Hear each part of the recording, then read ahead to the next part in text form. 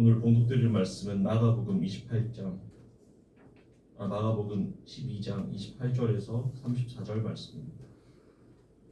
율법학자들 가운데 한 사람이 다가와서 그들이 변론하는 것을 들었다. 그는 예수가 그들에게 대답을 잘 하신 것을 보고서 예수께 물었다. 모든 계명 가운데서 가장 뜸드는 것은 어느 것입니까? 예수께서 대답하셨다. 첫째는 이것이다. 이스라엘아, 들어라. 우리 하나님이신 주님은 오직 한 분이신 주님이시다. 네 마음을 다하고 네 목숨을 다하고 네 뜻을 다하고 네 힘을 다하여 너의 하나님이신 주님을 사랑하여라. 둘째는 이것이다. 네 이웃을 네 몸과 같이 사랑하여라. 이 계명보다 더 큰 계명은 없다. 그러자 율법학자가 예수께 말하였다. 선생님, 옳은 말씀입니다. 하나님은 한 분이시요 그 밖에 다른 이는 없다고 하신 그 말씀은 옳습니다. 또 마음을 다하고 지혜를 다하고 힘을 다하여 하나님을 사랑하는 것과 이웃을 자기 몸같이 사랑하는 것이 모든 번제와 희생제보다 더 낫습니다. 예수께서는 그가 슬기롭게 대답하는 걸 보시고 그에게 말씀하셨다. 너는 하나님의 나라에서 멀리 있지 않다. 그 뒤에는 감히 예수께 더 묻는 사람이 없었다. 아멘.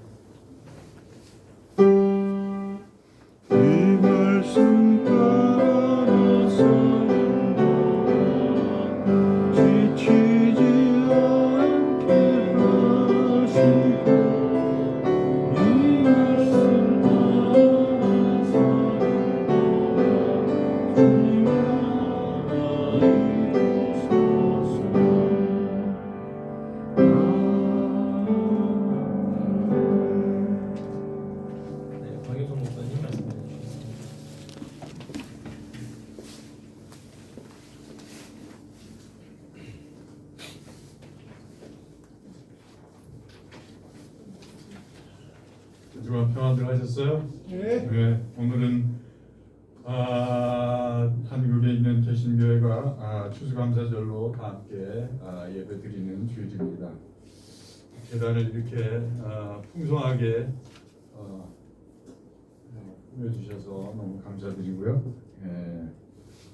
여러분 지금 여러분 자신이 얼마나 무르익은 영적으로 내적으로 무르익은 상태로 이 예배에 나오셨는지요.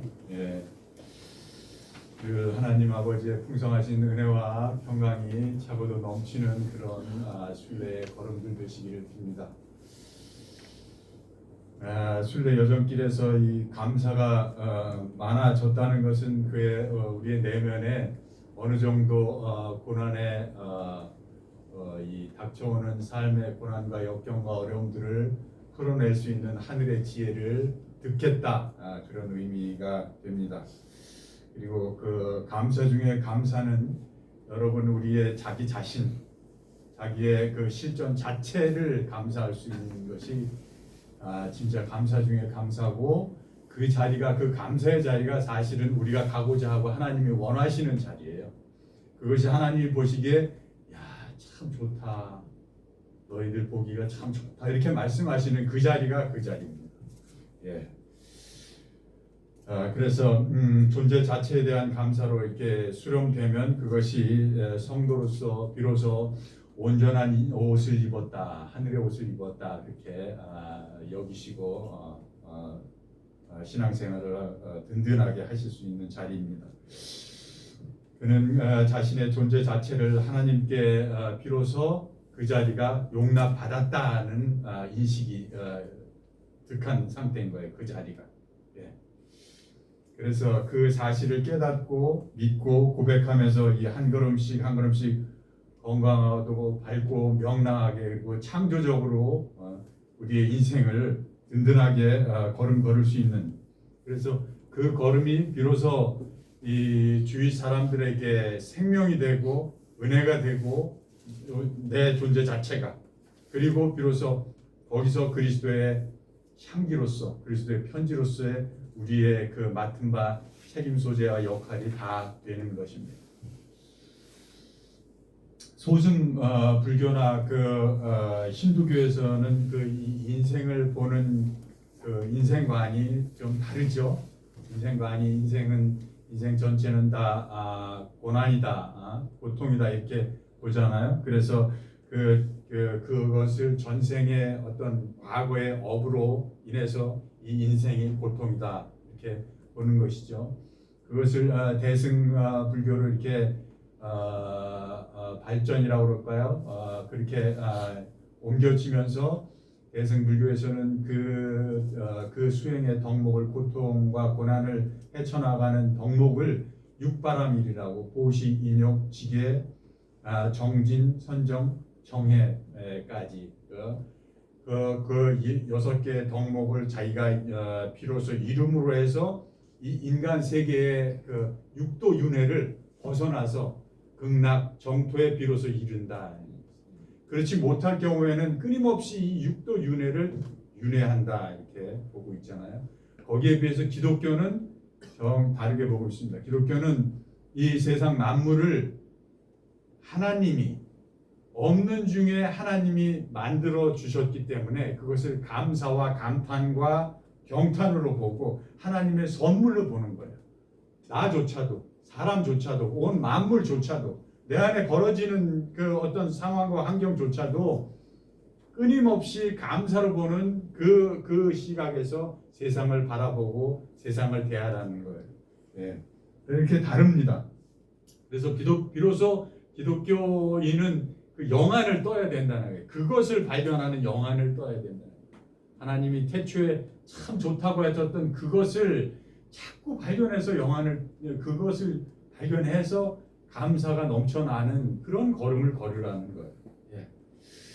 그래서 신앙생활이란 그 인간을 포함한 만물은 하나님의 그 존재로 부르시고 그리고 존재를 지탱해 주시고 그것을 이끌어 가시면서 창조주 하나님이 전적으로 하나님이 전폭적으로 우리에게 살게 하시고 이끄시고 생존하게 하시고 그 거동하게 하시면서 이 만물을 누리게 하신다는 그것을 고백하면서 그것을 믿으며 걸어가는 것이 신앙생활인 것입니다.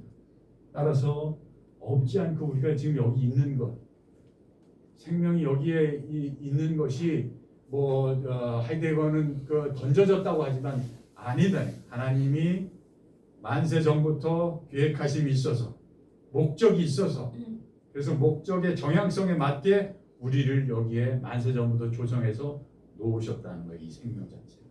그래서 없지 않고 있는 것 자체, 여러분 그 자체, 나 자체가 이게 감사 덩어리라는 감사 덩어리. 예. 그래서 그 성 어거스틴은 그 무로부터의 창조라는 고백을 하잖아요. 없는 것에서부터 내가 있게 됐다는 거예요. 예. 그런 것입니다. 그래서 성도는 생활이 자꾸 우리를 어렵게 하고 속일지라도 이 자기 존재에 대한 긍정과 감사로 내일에 대한 소망을 품고 나가는 그런 돌파해 내는 그런 사람들인 것입니다. 미국의 대표적인 영적인 그 수도사인 리차드 로어라는 신부가 있어요. 그분이 귀한 책을 많이 쓰셨는데 그분이 위로 떨어지다라는 책을 쓰셨는데 그 책에 뭐라고 나오냐면 인간은 태어나서 두 가지 미션이 있다. 두 가지 임무가 있는데 첫째는 건강한 아주 튼튼한 컨테이너를 만드는 게 첫 번째 임무고 두 번째는 그 컨테이너 안에 무엇을 담아야 되는 것이 두 번째 임무다. 이렇게 얘기해요. 이것이 아마 그 예수님이 첫 이적으로 스타트하셨을 때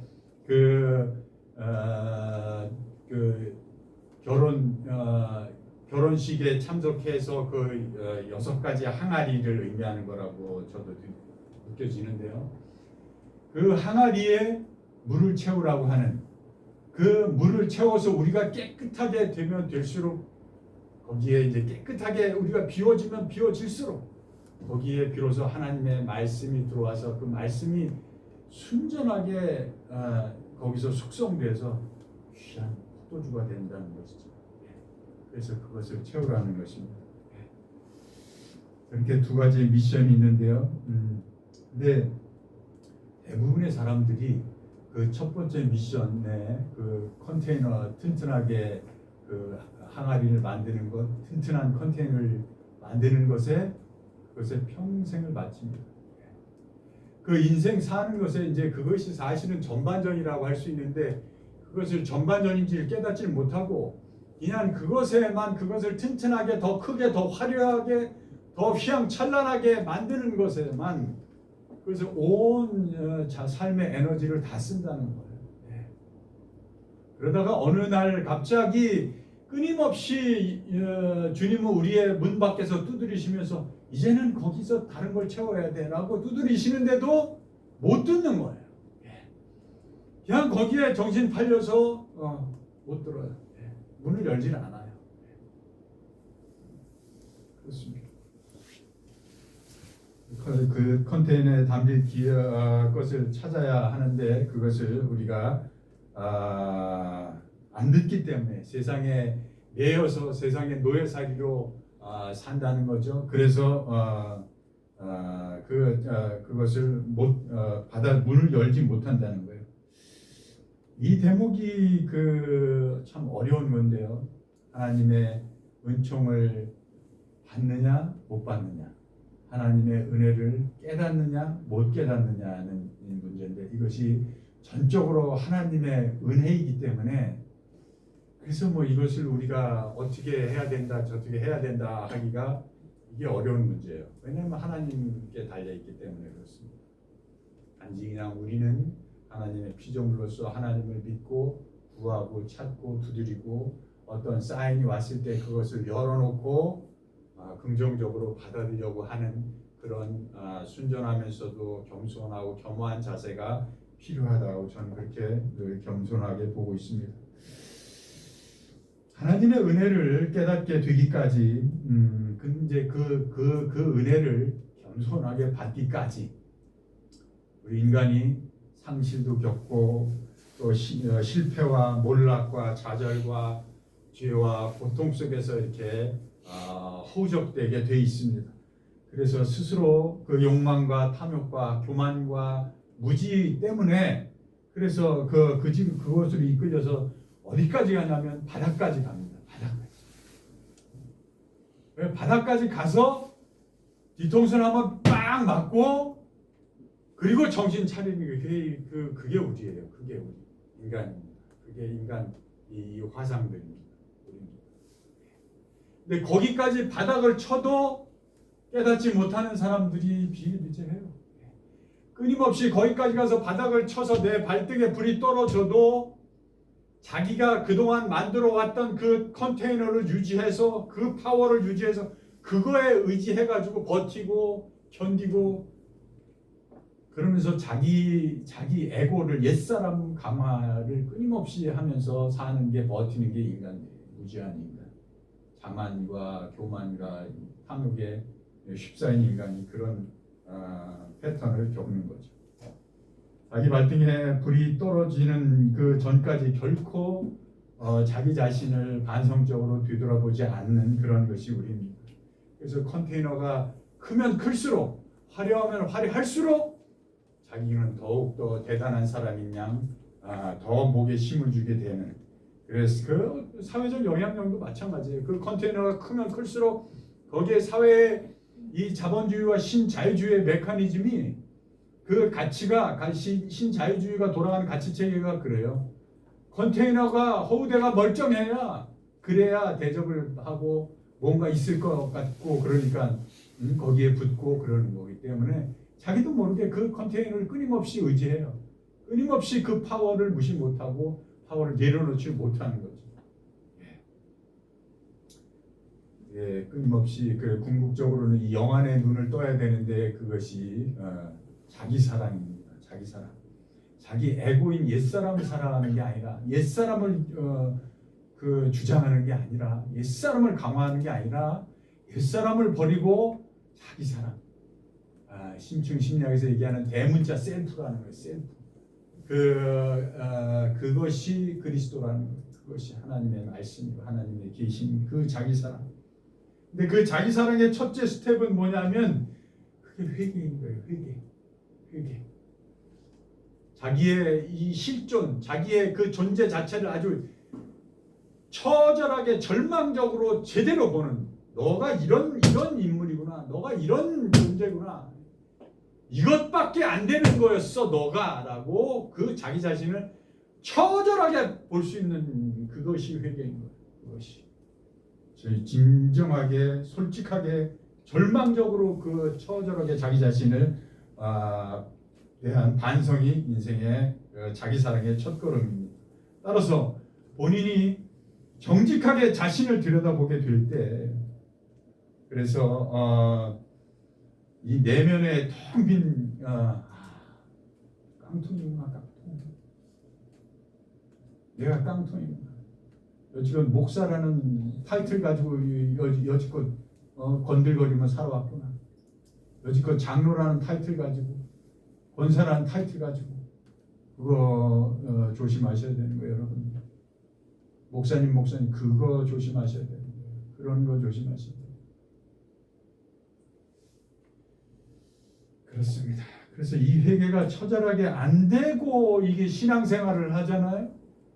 그러면 자꾸 이게 엄한 명분에 자꾸 쌓이게 돼요. 그러면서 자꾸 그 어떤 자기는 높은 자리에서 뭐 다 이룬 양, 다 안 양, 세상의 진리를 다 안 양해서 사람을 자꾸 평가하게 되고 뒤에서 비판하게 되고 판단하게 되고 그러면서 신앙생활을 해요.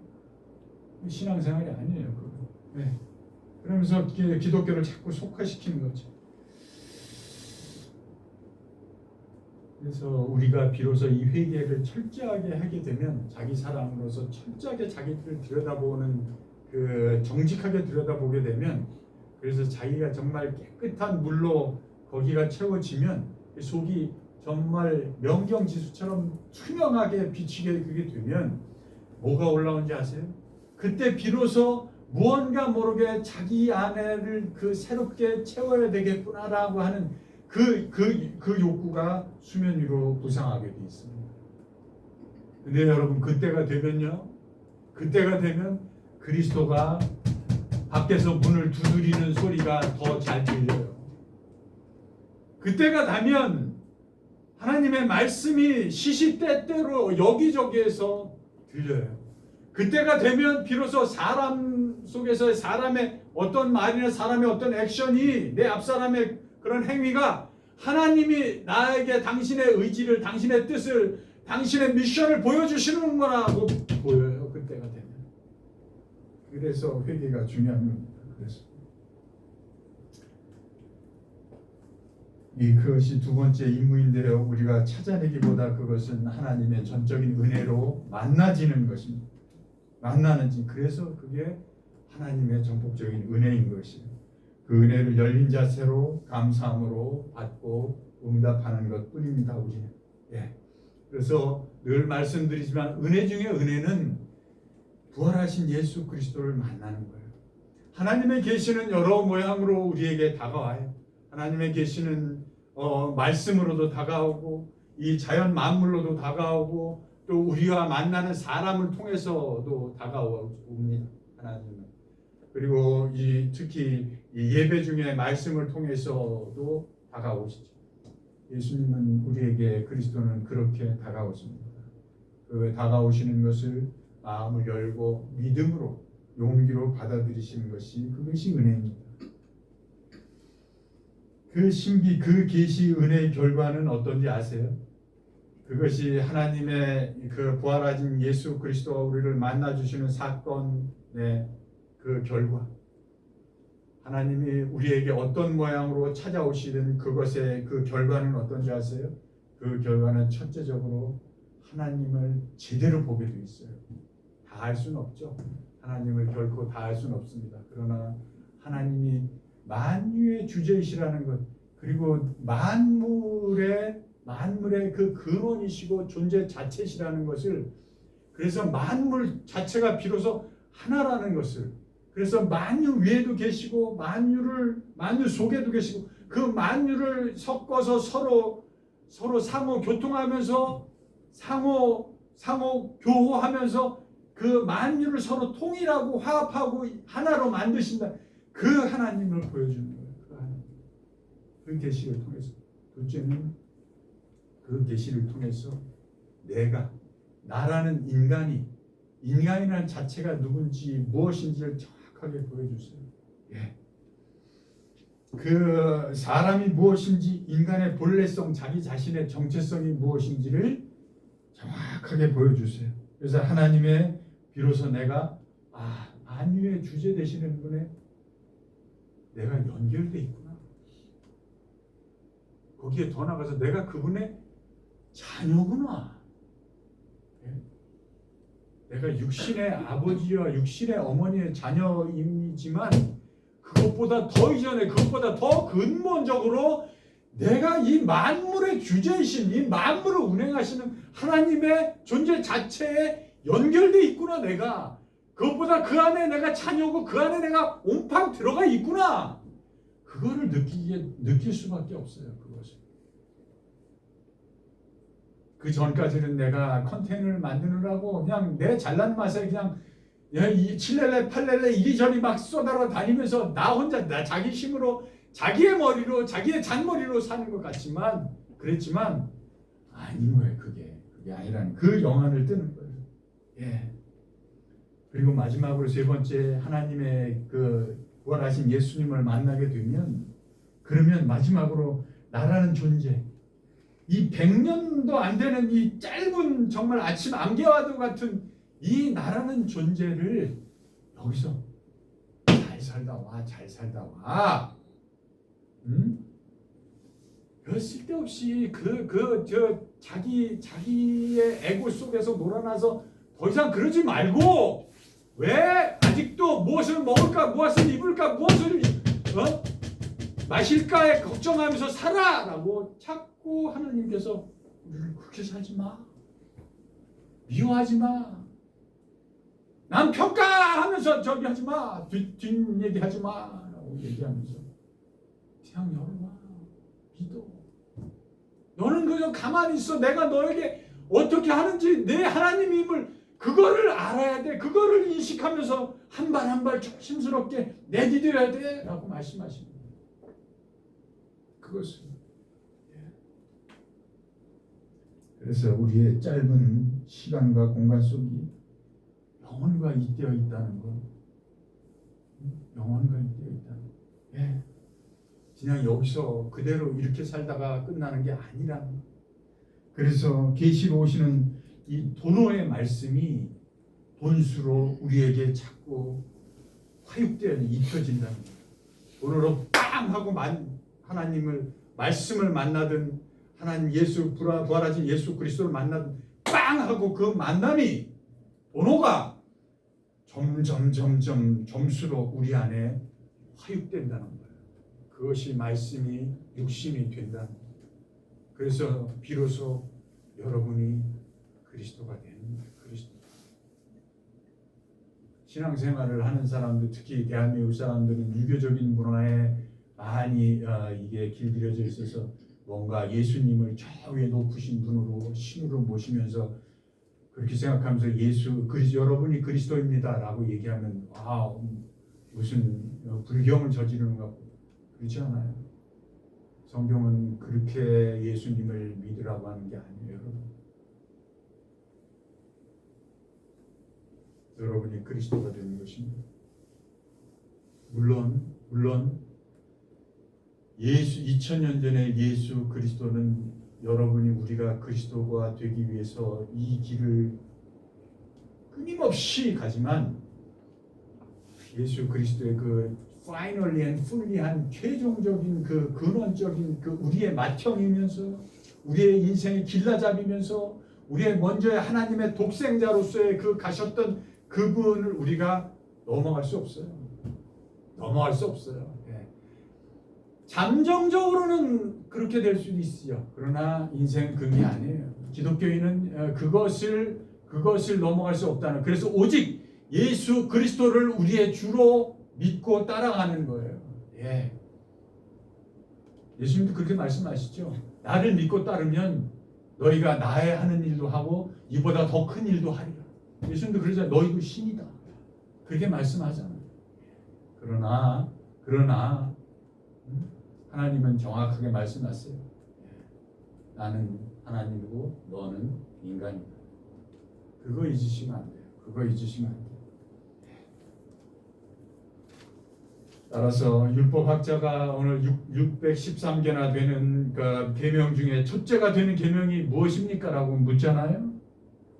예수님이 하나님을 사랑하고 내 마음을 다하고 내 뜻을 다하고 내 목숨과 몸을 다하여서 하나님을 사랑하고 그리고 내 몸을 사랑하듯이 내 이웃을 사랑하라. 얼핏 보면은 세 개로 나눠지죠. 세 개. 그렇죠? 하나님을 사랑하고 내 자신을 사랑하고 내 이웃을 사랑하라.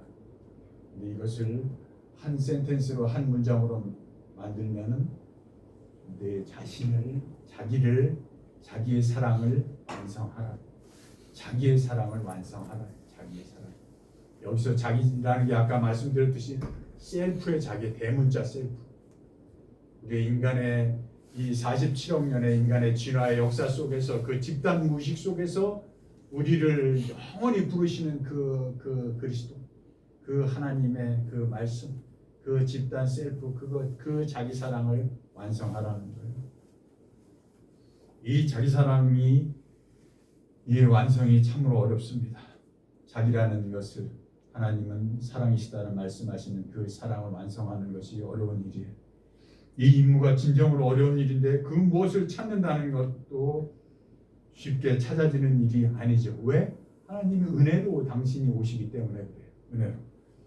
그리고 또 찾았다 해서 쉽게 담아지니까 이게 그렇지 않아요. 우리의 인간의 그 구습이 그 스타일이 그 과거의 그런 행동의 패턴들이 끊임없이 우리를 끌어서 그 지하로 어둠 속으로 땡기기 때문에 새로운 말씀이 들어와도 이게 화육되기가 쉽지가 않아요. 예.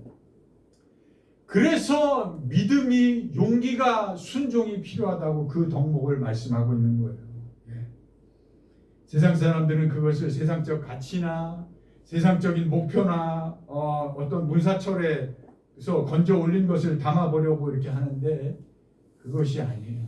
세상에 얼마든지 많이 있어요. 세상적인 그 귀한 말들. 유튜브 보면 얼마든지 많이 있어요. 그냥 홍수처럼 넘쳐나요. 40이 되면 어떻게 살아야 되고 70이 되면 어떻게 살아야 되고 얼마든지 많이 있어요. 철학자가 무슨 얘기를 했다 얼마든지 많이 있어요. 그거로 답이 되는 게 아니에요. 먼저 여러분이 하나님 앞에 순전하게 깨끗한 회개로 영징하게 여러분 내면 속을 비우고 거기에 말씀이 들어와서 그 그리스도가 들어와서 화육되는 그 이후에 그런 것이 비로소 내 거로 들어오는 거지. 그 이전에 자꾸 그것을 보면서 이거 맞는 말이에요. 옳은 말이에요. 합리적으로 봐도 그 유튜브에서 나오는 말들이 우리 사는데 맞는 말이에요. 근데 그것이 진짜 자기 것이 됩니까? 아니요. 그때뿐이에요. 예. 인간의 그래서 가장 어려운 일 중에 어려운 일은 이 사랑의 대상인 자기를 바꾸는 일이에요. 자기의 옛사람에서 새로운 존재로 바꾸는 일이에요. 예.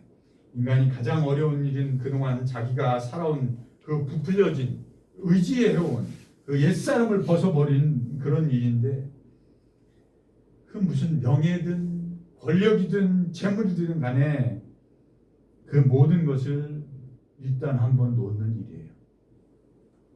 놓는 일. 그게 무서워서 못 놔요. 예. 나중에 다시 회복시켜 주십니다.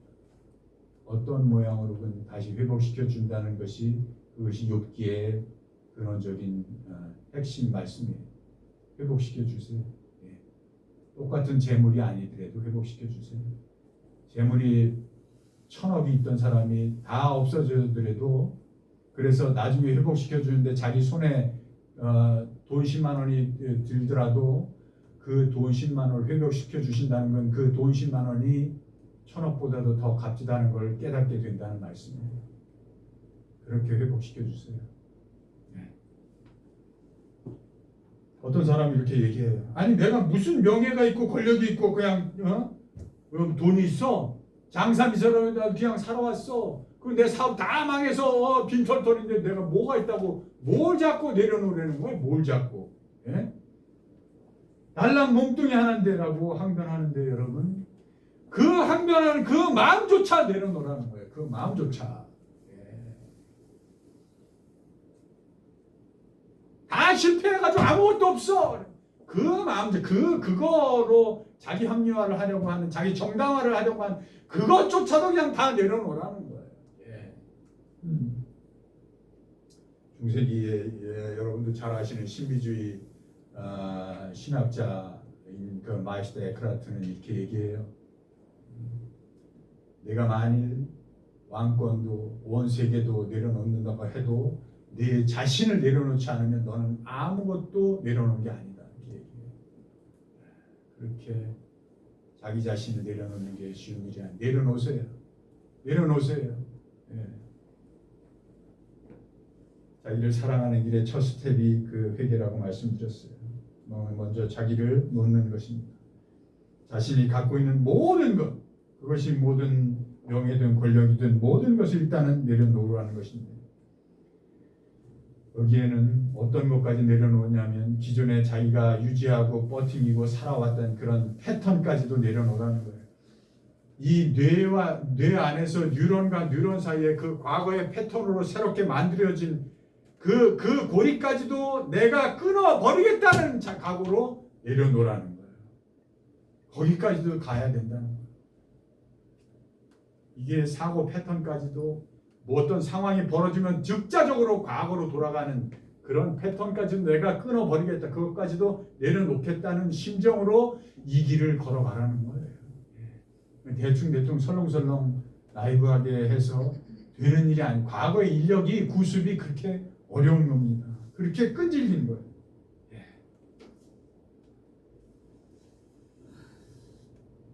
그래서 언약 백성에 대한 믿음이 없으니 소망이 싹트지를 않고 인내의 용기로 믿음으로 나아가며 받는 게 없으니 삶에 기쁨이 없다는 것을 아셔야 돼요. 그것이 없으니 매 불평 불만만 늘어놓고 남은 어떻게 하느니 저떻게 하느니 남 평가진이나 해대고 자기를 대접해 주지 않으면 내가 이렇게 열심히 했는데 나를 대접해 주지 않아? 나를 무시해? 이런 게 올라오는 이상한 게 올라오는 이상한 게 우리 인생이 그래요. 교회가 죄가 있어서 이 교회가 되는 것 같아요? 아니에요. 안 그렇습니다. 교회는 그렇게 되는 게 아니에요. 목사 없어도 얼마든지 교회는 얼마든지 하나님이 이끄십니다. 장로 없으면 뭐 교회가 안 될 것 같아요? 내가 없으면 이 교회가 흔들릴 것 같아요? 그렇지 않아요, 여러분. 그런 생각 가지고 신앙생활 하시면 안 돼요. 예. 그래서 기독교는 물에 제대로 된 예수 그리스도의 말씀을 타서 더 숙성되고 깊은 포도주를 만들어 내라는 명을 끊임없이 하나님으로부터 받는 거예요. 하나님이 명령도 하시고 하나님이 설득도 하시고 하나님이 다독여도 보시고 여러모로 그런데도 불구하고 그 자기 회개를 못해. 자기를 내려놓지 못해. 그냥 그걸 고수해. 자기가 그걸 고수하는 줄도 몰라요.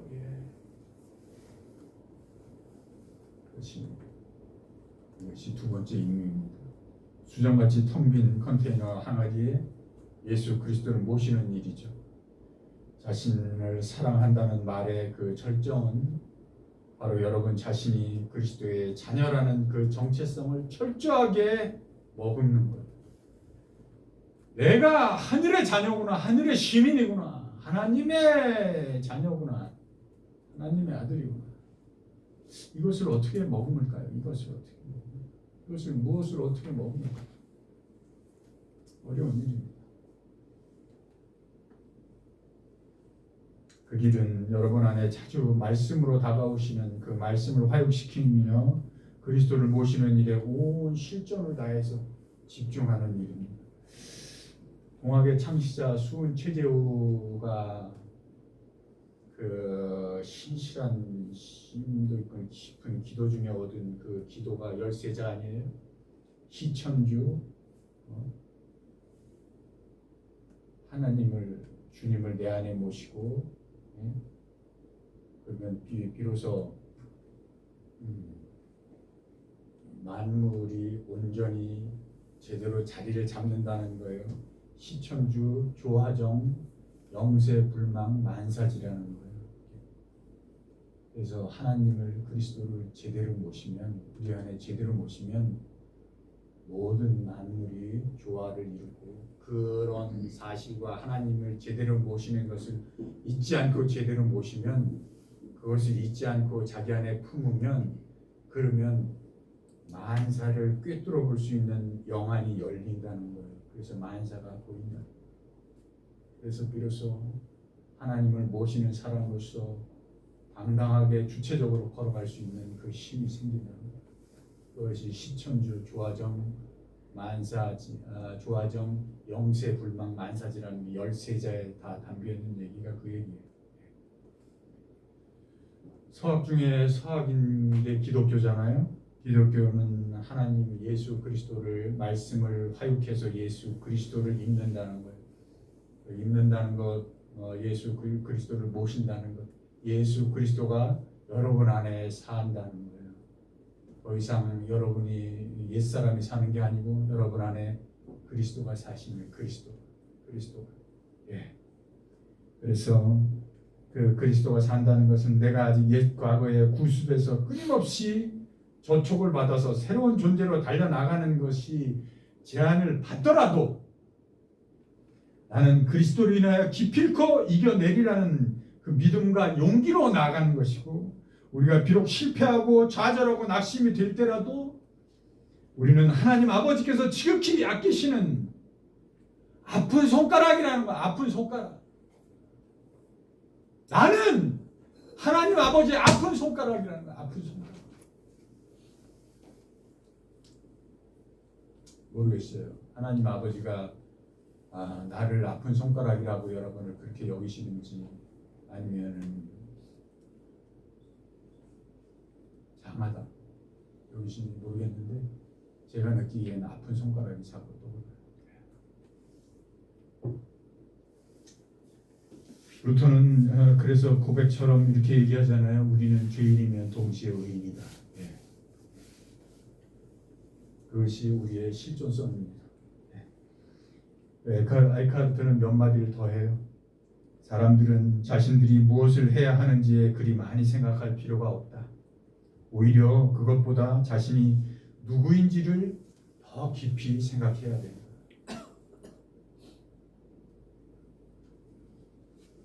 여러분 누구입니까? 여러분 하나님의 자녀인 것을 잊지 마시기 바랍니다. 우리가 정작 누구인지 우리 안에 온전히 말씀이 화육되어서 그리스도를 제대로 모신 하나님의 아들, 딸들이라면 우리의 일거수일투족은 우리의 들숨과 날숨선을 향해서 온전히 밝게 빛날 수밖에 없어요. 그래서 예수님이 제자들에게 그 요한복음 14장 몇 절인지 기억이 안 나요. 26절인가요? 예. 너희가 나를 사랑하면 계명을 지키리라 말씀하신 게 그 말씀입니다. 우리가 누구인지, 우리가 진정으로 하나님의 자녀인지를 그것을 득하면 내가 정말로 하나님에게 이제 용납받았고 내가 더 이상 옛사람으로 나를 끌려 다니는 게 아니고 내가 이 새 옷을 입었구나.